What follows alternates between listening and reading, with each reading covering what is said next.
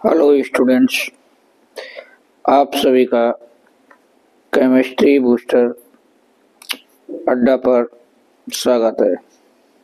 सभी को नमस्कार।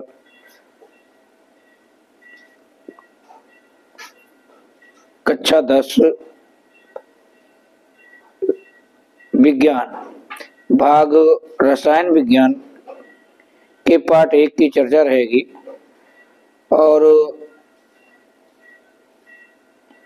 इसमें बात करेंगे रासायनिक अभिक्रियाओं के प्रकार की।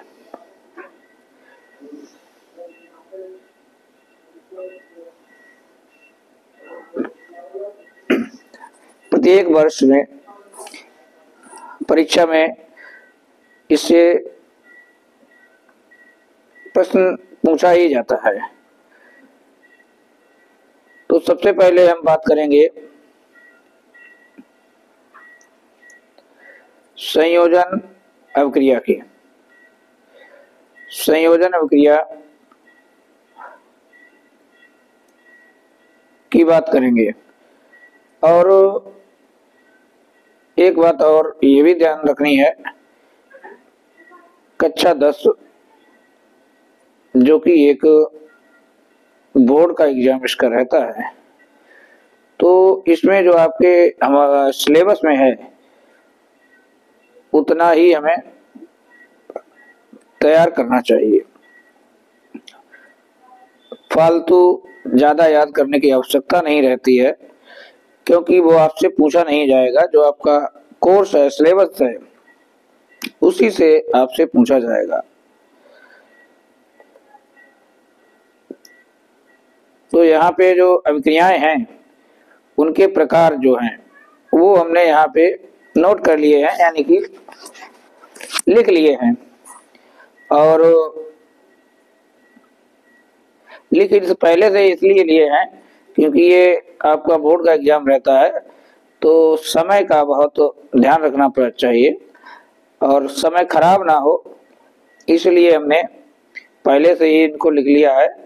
और अगर वीडियो के समय लिखेंगे तो वीडियो काफी लंबा हो जाता है, जिससे छात्रों का जो समय है उसका बहुत लॉस होता है, यानी कि हानि होती है। तो इससे बचने के लिए हमने पहले से ही इनको लिख रखा है। और जो अभिक्रियाएं एनसीईआरटी बुक में हैं उन्हीं की चर्चा करेंगे, ठीक है। तो रासायनिक अभिक्रियाओं के प्रकार की जो चर्चा कर रहे हैं उनमें जो मुख्य अभिक्रियाएं हैं, यानी कि जो एनसीईआरटी में हैं, जो आपको पढ़नी है, तो उनकी हम बात कर रहे हैं। नंबर 1 पे है संयोजन अभिक्रिया। और संयोजन अभिक्रिया का क्या मतलब होता है? संयोजन का मतलब होता है जुड़ने से, या संयोजन का अर्थ होता है मिलना। संयोजन होना, ठीक है। इसका अर्थ ही होता है, संयोजन का मतलब होता है मिलना, या इसका अर्थ होता है जुड़ना। तो यहाँ पे क्या होता है, दो अभिकारक आपस में मिलते हैं और एक उत्पाद बनाते हैं। तो ऐसी जो अभिक्रियाएं होती हैं वो संयोजन अभिक्रियाएं कहलाती हैं। यहाँ पे एक बात बहुत अच्छे से हमें पता होनी चाहिए, अभिक्रिया में कोई भी अभिक्रिया हो रही है तो मान लीजिए ये अभिक्रिया हो रही है, तो इसमें जो बाईं तरफ तत्व या यौगिक हैं या अभिक्रिया में भाग लेते हैं जो तत्व या यौगिक, उसको अभिकारक कहते हैं। उसको अभिकारक कहते हैं जो बाईं तरफ लिखे जाते हैं, यानी कि पहले लिखे जाते हैं। और जो तीर के दूसरी तरफ लिखे जाते हैं, यानी कि अभिक्रिया के बाद बनता है, उसको कहते हैं उत्पाद।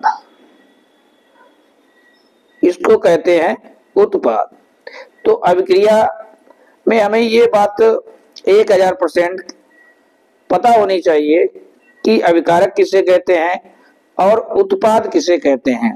तो अभिकारक जो शुरू में लिखे होते हैं, बाईं तरफ लिखे जाते हैं, वो या जो तीर लगा होता है उससे पहले लिखा होता है, वो अभिकारक है। और जो अभिक्रिया के बाद में प्राप्त होता है या दाईं तरफ लिखा होता है या एरो के लगाने के बाद लिखा होता है, इसकी हेड की तरफ लिखा होता है, वो होता है उत्पाद। तो अभिकारक और उत्पाद हमने यहाँ पे देखा, इसीलिए हमने यहाँ पे कह रहे हैं कि दो या दो से ज्यादा अभिकारक मिलकर एक उत्पाद बनाता है, एक उत्पाद बनाते हैं, तो उसे क्या कहते हैं, संयोजन अभिक्रिया कहलाती है। अब देखिए यहाँ पे CaO, ये क्या है, चूना है, इसमें क्या डाला गया है, जल डाला गया है, और CaOH का होल ट्वाइज यानी कि चूने का पानी बन गया है। और इस अभिक्रिया में, संयोजन अभिक्रिया में ऊष्मा भी निकलती है, हमें ये भी ध्यान देना चाहिए। यानी कि यह जो संयोजन अभिक्रिया है ये ऊष्मा चेपी अभिक्रिया भी होती है, इस बात को भी हमें याद रखना चाहिए। CaO को का रासायनिक नाम जो है कैल्शियम ऑक्साइड लिखेंगे, इस H2O का जल ही रहता है, और CaOH का होल ट्वाइज का कैल्शियम हाइड्रोक्साइड, ये रासायनिक नाम आप ध्यान रखेंगे। तो ये एक एग्जाम्पल है, यहाँ पे ये दोनों क्या है, अभिकारक है, CaO अभिकारक है, H2O अभिकारक है, ये दोनों मिलते हैं तो उत्पाद बनता है CaOH का होल ट्वाइज प्लस ऊष्मा निकलती है, तो ये उत्पाद है। इसीलिए इसे संयोजन अभिक्रिया के अंतर्गत रखा गया है, क्योंकि यहाँ दो अभिकारक मिल रहे हैं और एक उत्पाद का निर्माण हो रहा है। इसके बाद नंबर 2 पे हम देखेंगे, ठीक है, ये उदाहरण है संयोजन अभिक्रियाओं के। H2 यानी कि हाइड्रोजन प्लस Cl2 यानी कि क्लोरीन, ये भी दोनों अभिकारक है, और क्या उत्पाद बन रहा है, एक उत्पाद बन रहा है 2HCl, तो क्या बन गया, हाइड्रोजन क्लोराइड। इसके बाद तीसरा एक उदाहरण देखेंगे, C है, C क्या है, कार्बन, कार्बन है, और कार्बन ये क्या है, ऑक्सीजन है, और ये क्या है, CO2 कार्बन डाइऑक्साइड है। यानी कि दो अभिकारक मिलके एक उत्पाद का निर्माण कर रहे हैं, ऊष्मा निकल रही है, तो ये अभिक्रिया भी संयोजन अभिक्रिया का ही एक उदाहरण है। इस प्रकार से हमने संयोजन अभिक्रिया को समझा, इसमें दो या दो से अधिक अभिकारक मिलकर एक उत्पाद बनाते हैं, संयोजन अभिक्रिया कहलाती है।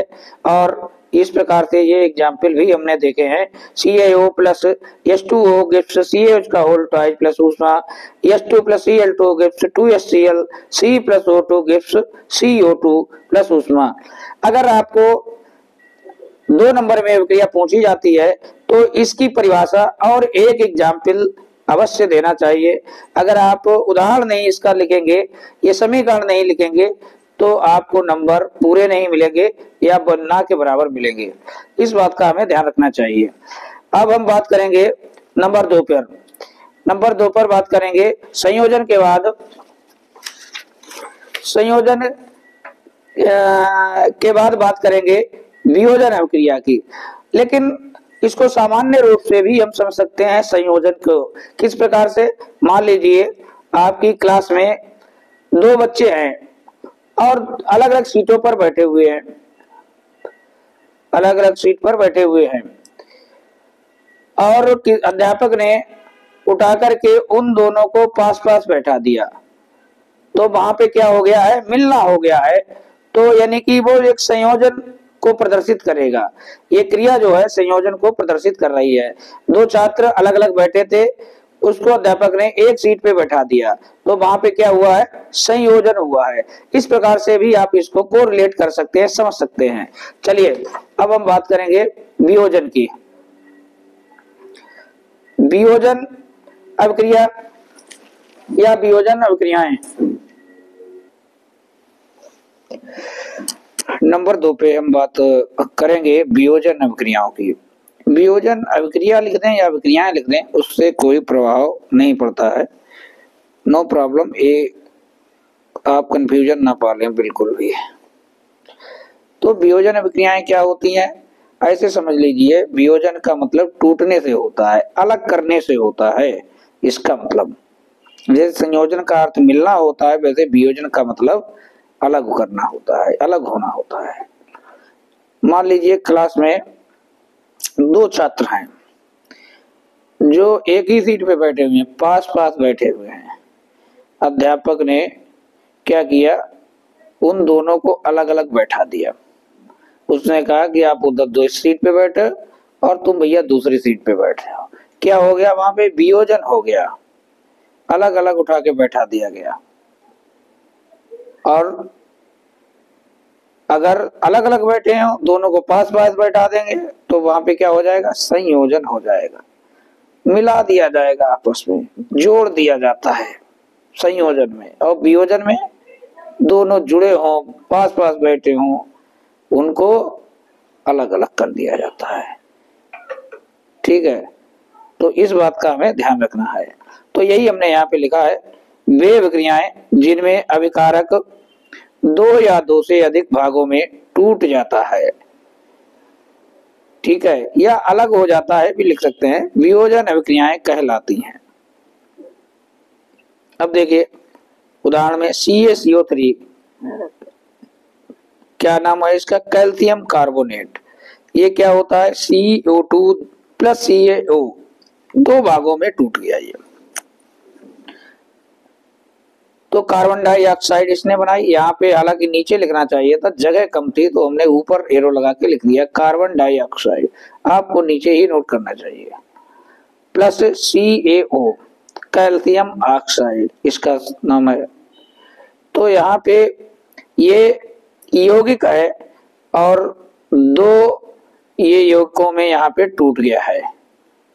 तो ये क्या बन गया है, किस प्रकार की विक्रिया को प्रदर्शित कर रहा है, वियोजन हो रहा है, टूट रहा है दो भागों में।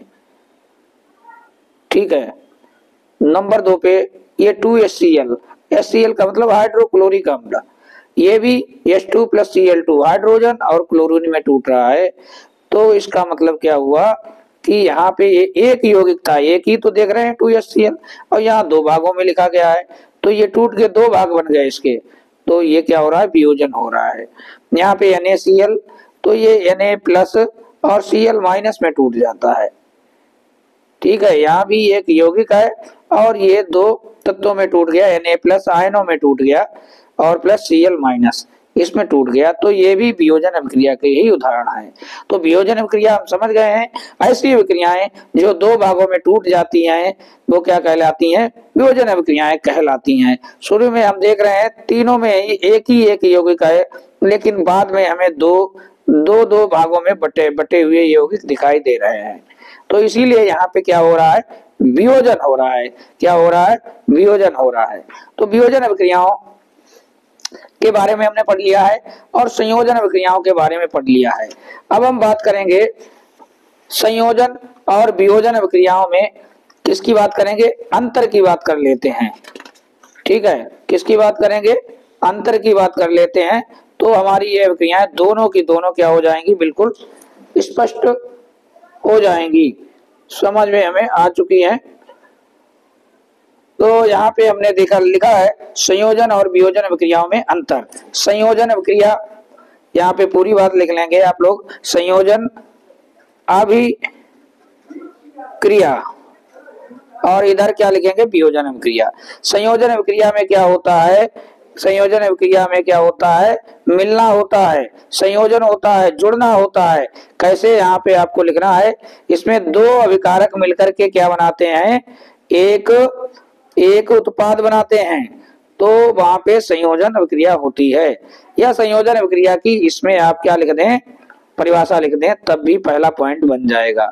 और दूसरे पॉइंट में भी वियोजन की अभिक्रिया का परिभाषा लिख दें, यहाँ पे टूटना होता है या वियोजन होता है। वियोजन का मतलब टूटना है, अलग होना है। ठीक है, तो इसमें पहले पॉइंट में हम लोगों को दोनों परिभाषाएं लिख देनी चाहिए। और हमने बताया था संयोजन अभिक्रिया कैसी होती है, ऊष्माक्षेपी होती है, इसमें ऊष्मा निकलती है। और ये अभिक्रिया ऊष्मा शोषी होती है। इन्हें अभिक्रिया में क्या की जाती है, ऊष्मा दी जाती है, गर्म किया जाता है, इसलिए ये ऊष्मा शोषी अभिक्रियाएं होती हैं और ये ऊष्मा क्षेपी अभिक्रियाएं होती हैं। नंबर 3, ये एक उदाहरण लिख देंगे। C+O2 गिव्स CO2 प्लस ऊष्मा, CaCO3 gives CaO plus CO2। तो एक उदाहरण भी दे देंगे। ये 2-3 पॉइंट हमने समझ लिए। अब संयोजन और वियोजन को हम बिल्कुल समझ चुके हैं। वही बातें हैं, एक बार इसमें रिवाइज हो जाती हैं। आपसे संयोजन और वियोजन में अंतर पूछा जा सकता है, इसलिए हमने इस बात को यहाँ पे थोड़ा बताया है। तो पहले पॉइंट में क्या करना है, दोनों परिभाषाएं लिख देनी है। ठीक है, तो पहला पॉइंट कंप्लीट। ऊष्मा चेपी में ये विक्रियाएं ऊष्मा चेपी होती हैं, ये विक्रियाएं ऊष्मा शोषी होती है। दूसरा पॉइंट। तीसरे पॉइंट में उदाहरण एक लिख देंगे। बस ये 3 पॉइंट लिख देते हैं, 2 नंबर से ज्यादा का हम लोगों से इसमें पूछा नहीं जाएगा। ठीक है, तो संयोजन वियोजन में विक्रियाओं में अंतर हमारे समझ में आ गया है। तो अब हम आगे बढ़ेंगे। नंबर जो है 3 पे अभिक्रिया कौन सी पढ़ने वाले हैं। नंबर 3 पे अभिक्रिया हम पढ़ेंगे विस्थापन अभिक्रिया। नंबर 3 पे पढ़ेंगे विस्थापन अभिक्रिया या विस्थापन अभिक्रियाएं। कोई समस्या वाली बात नहीं है, इतनी बात हमें समझ में आ जानी चाहिए। विस्थापन अभिक्रिया क्या होती है। विस्थापन अभिक्रिया का मतलब ये है कि मान लीजिए, जनरल समझा देते हैं, 2 बच्चे जो हैं एक सीट पे बैठे हुए हैं और एक बच्चा थोड़ी दूरी पे बैठा हुआ है, दूसरी सीट पे मान लीजिए बैठा हुआ है। अब पता चला कि एक बच्चा गया और जो कि उससे ताकतवर था, उसने उन दोनों बच्चों में से एक बच्चे को हटा दिया वहां से और अपने आप बैठ गया जाके। यानी कि जो 2 बच्चे थे उनमें से एक को हटा के अपने आप बैठ गया उसी स्थान पे जिस स्थान पे वो बैठा हुआ था। यानी कि उसने क्या कर दिया, विस्थापन कर दिया। तो इसी को क्या कहते हैं, विस्थापन कहते हैं। यानी कि अपना दूसरे का हटाकर अपने आप बैठ जाना। जैसे बस की सीट होती है, लाई दंगा कर देते हैं लोग, तो उसमें क्या है कि दूसरे को हटा के अपने आप बैठ गए, तो आपने विस्थापन कर दिया। तो ऐसी विक्रियाएं जिसमें अधिक क्रियाशील तत्व यौगिक से कम क्रियाशील तत्व को हटाकर उसी स्थान पर जुड़ जाता है। देखिए, अब यहाँ पे 2 बातें आपको ध्यान रखनी पड़ेंगी, एक अधिक क्रियाशील और एक कम क्रियाशील। अधिक क्रियाशील होगा भैया वही तत्व जो है हटा पाएगा किसको, कम क्रियाशील वाले को। और अधिक क्रियाशील और कम क्रियाशील, ये बात हमें कैसे पता चलेगी, ये बात जो है विद्युत रासायनिक श्रेणी पढ़ने को हमें मिलती है, वो मिलेगी। तो उसकी चर्चा यहाँ पे है नहीं, ना ही हम करेंगे। तो हमें ध्यान रखना है कि जो अधिक क्रियाशील तत्व होगा वो कम क्रियाशील तत्व को क्या करेगा, उसके स्थान से हटा देगा और उसी के स्थान पे जुड़ जाएगा। जैसे यहाँ पे हमने उदाहरण लिया Fe जो है, Fe प्लस CuSO4, इन दोनों के बीच में विक्रिया हो रही है। तो ये Fe क्या कर रहा है, यहाँ से Cu को हटा दे रहा है, इस Cu को, और अपने आप जुड़ जाता है। FeSO4 बना लेता है, फेरस सल्फेट बना लेता है। Fe क्या है, आयरन या लोहा कहते हैं इसे। CuSO4 क्या है, कॉपर सल्फेट का विलयन है ये, और इसमें ये मिलाया गया तो FeSO4 बन गया। यहाँ Cu था, इसने Fe ने इसको हटा दिया, तो Fe क्या हुआ, अधिक क्रियाशील हो गया। तभी इसने हटाया होगा, वैसे हटा ही नहीं पाएगा। ठीक है, और ये Cu बाहर इधर निकल के आ गया बेचारा। अगली अभिक्रिया देखेंगे Cu प्लस ZnSO4।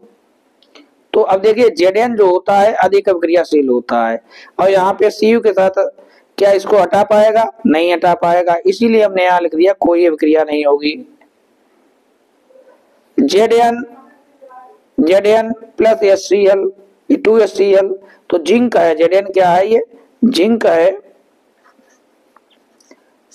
और हाइड्रोक्लोरिक अम्ल है ये, और ये ZnCl2 क्या है, जिंक क्लोराइड है। तो यहाँ पे हाइड्रोक्लोरिक अम्ल लिख देते हैं, हाइड्रोक्लोरिक अम्ल,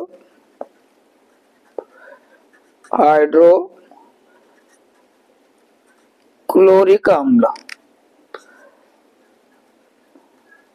और ZnCl2 क्या है, जिंक क्लोराइड, जिंक क्लोराइड। ठीक है, तो ये Zn+2HCl अभिक्रिया हुई है, इसने हाइड्रोजन को हटा दिया है और Zn लग गया है, क्योंकि Zn क्या है, यहाँ पे अधिक क्रियाशील है। इस बात को आप नोट कर लेंगे कि ये अधिक क्रियाशील है, इसीलिए इसने हाइड्रोजन को हटा दिया, हाइड्रोजन से अधिक क्रियाशील है। तो ये किसके उदाहरण हैं, ये विस्थापन अभिक्रिया के उदाहरण हैं। विस्थापन अभिक्रियाएं क्या होती हैं, ऐसी अभिक्रियाएं जिसमें अधिक क्रियाशील तत्व कम क्रियाशील तत्वों को हटा देता है और उसी स्थान पे जुड़ जाता है, विस्थापन अभिक्रियाएं कहलाती हैं। तो ये रहा एग्जाम्पल विस्थापन अभिक्रियाओं का। इसके बाद हम बात करेंगे नंबर 4 पे, किसकी बात करेंगे, नंबर 4 पे द्विविस्थापन अभिक्रियाओं की। तो द्विविस्थापन अभिक्रियाएं क्या होती हैं, द्विविस्थापन अभिक्रियाएं क्या होती हैं, बहुत ही सरल है ये दो विस्थापन अभिक्रियाएं, कुछ सामान्य रूप से समझ लेते हैं। मान लीजिए कि दो बच्चे एक सीट पे बैठे हैं और दो बच्चे एक दूसरी सीट पे बैठे हैं, उन दोनों में एक एक बच्चे ने अपना स्थान बदल लिया। ठीक है, तो वो क्या कहलाएगी, दो विस्थापन अभिक्रिया कहलाएगी। द्विविस्थापन अभिक्रिया को उभय विस्थापन अभिक्रिया भी कहते हैं। तो ऐसी अभिक्रिया जिसमें तत्व एक दूसरे के साथ स्थान बदल लेते हैं, द्विविस्थापन अभिक्रियाएं कहलाती हैं। जैसे HCl है ये प्लस NaOH, HCl हाइड्रोक्लोरिक अम्ल, NaOH सोडियम हाइड्रोक्साइड, क्या बना यहाँ पे NaCl बन गया। अब देखो Na के साथ कौन जुड़ गया, Cl जुड़ गया, और यहाँ पे OH के साथ कौन जुड़ गया, H जुड़ गया। ठीक है, तो यहाँ पे ये जल बन गया। तो इन्होंने क्या किया है, स्थान भैया चेंज कर लिया है। Na के साथ कौन जुड़ रहा है, Na के साथ जुड़ गया है ये Cl जुड़ गया है, और OH के साथ कौन जुड़ गया है, OH के साथ ये जुड़ गया है ये हाइड्रोजन जुड़ गया है, H2O बन गया है। तो ये आपस में इन्होंने क्या किया, स्थान चेंज कर लिया। तो इस प्रकार से ये क्या कहलाएगी, द्विविस्थापन अभिक्रिया होगी, आपस में स्थान बदल जाते हैं। ठीक है, तो ये द्विविस्थापन अभिक्रिया होगी। तो हमने चारों मुख्य इन अभिक्रियाओं को देखा। अब हम बात करेंगे विस्थापन अभिक्रिया और द्विविस्थापन अभिक्रिया में अंतर। तो विस्थापन अभिक्रिया और द्विविस्थापन अभिक्रिया, तो इसमें क्या अंतर होता है, देखिए ये तत्व व यौगिक के बीच में होती है। विस्थापन अभिक्रिया किसके किसके बीच में होती है, तत्व व यौगिक के बीच में होती है। कैसे, एक बात समझ लीजिए, तत्व किसे कहते हैं और यौगिक किसे कहते हैं, ये भी बात जान लीजिए। अब देखिए जैसे ये है Cu है, तो ये एक तत्व कहलाएगा, और जैसे ZnSO4 है, ठीक है, तत्वों से मिलकर ही यानी कि यौगिक बने होते हैं, तो ये यौगिक है। ZnSO4 है, CuSO4 है, तो ये क्या है भैया, ये सब यौगिक हैं। और Cu है, Ag है, Zn है, तो ये क्या है, तत्व है। तो इस बात को हमें समझ लेना चाहिए। तो इसमें हमें ये ध्यान रखना है कि तत्व व यौगिक के बीच में होती है विस्थापन अभिक्रिया। कैसे, चलिए विस्थापन अभिक्रिया को दिखा देते हैं। विस्थापन अभिक्रिया जो है ये हमने रख ली, ये उदाहरण देख लीजिए, ये Fe क्या है, तत्व है, और CuSO4 क्या है, ये है यौगिक। ठीक है, ये तत्व है और ये यौगिक, तो ये तत्व और यौगिक के बीच में हो रही है। इसको देख लो, Cu ZnSO4 तत्व और यौगिक के बीच में हो रही है, Zn+2HCl मतलब तत्व और यौगिक के बीच में ये अभिक्रिया होती है। ठीक है, तो यहाँ से हमने ये बात समझ ली कि विस्थापन जो अभिक्रिया होती है तो वो किसके किसके बीच में होती है, तत्व व यौगिक के बीच में होती है। और इस बात को हमें एक बात और यहाँ पे इम्पोर्टेंट ये बात सीखने को मिल गई है कि ये अभिक्रिया जो है तत्व और यौगिक के बीच में होती है। और द्विविस्थापन अभिक्रिया यौगिक के बीच में होती है, यौगिक यौगिक के बीच में ही होती है। दोनों तरफ दोनों अभिकारक क्या होंगे, यौगिक होंगे। जैसे अभी हमने जो अभी हमने अभिक्रिया पढ़ी थी द्वितीय विस्थापन, ये इधर ही है, इसको घुमा के दिखा देते हैं। HCl ये भी यौगिक है, NaOH ये भी यौगिक है। तो ये यौगिक और यौगिक के बीच में अभिक्रिया हो रही है। तो ये एक विशेष अंतर हमारे सामने निकल के आया है कि ये अभिक्रिया जो है किसके किसके बीच में होती है, यौगिकों के बीच में होती है या यौगिक यौगिक के बीच में होती है। तो पहला पॉइंट ये हमारा निकल के आ गया है। और दूसरा पॉइंट पे हम क्या करेंगे, दूसरे पॉइंट में भैया, दूसरे पॉइंट में हमें ये ध्यान रखना चाहिए कि इसमें दूसरे नंबर पे आप इतना काम कीजिए, परिभाषा लिख दीजिए इसकी भी और इसकी भी। तीसरे नंबर पे, दूसरे नंबर पे हमें परिभाषा लिखनी चाहिए, परिभाषा लिख देंगे, ठीक है। और तीसरे नंबर पे हमें क्या करना होगा, एक एक उदाहरण लिख देंगे, एक एक उदाहरण लिख देंगे। तो हमारा ये कंप्लीट हो जाएगी विस्थापन अभिक्रिया और द्विविस्थापन अभिक्रिया में क्या कंप्लीट हो जाएगा, अंतर भी कंप्लीट हो जाएगा। अब हमने यहाँ पे नहीं लिखा है, इतना काम आप लोग स्वयं कर लेंगे। परिभाषा यहाँ लिख लेंगे, यहाँ भी परिभाषा लिख लेंगे और यहाँ पे एक एक उदाहरण लिख लेंगे। तो इस प्रकार से विस्थापन और द्विविस्थापन अभिक्रियाओं में जो अंतर है वो भी आपका कंप्लीट हो जाएगा। तो ठीक है, अगर किसी छात्र को हाथ के लिखे हुए नोट्स चाहिए हैं तो वह इस व्हाट्सएप नंबर पर संपर्क कर सकता है और उसे जो है व्हाट्सएप पर ही हाथ के लिखे हुए नोट्स जो है, बने हुए नोट्स बिल्कुल सही से मिल जाएंगे। तो अगर कोई बच्चा अगर नोट्स चाहता है तो इस व्हाट्सएप नंबर पे संपर्क कर सकता है। धन्यवाद वीडियो देखने के लिए, like share comment, thank you.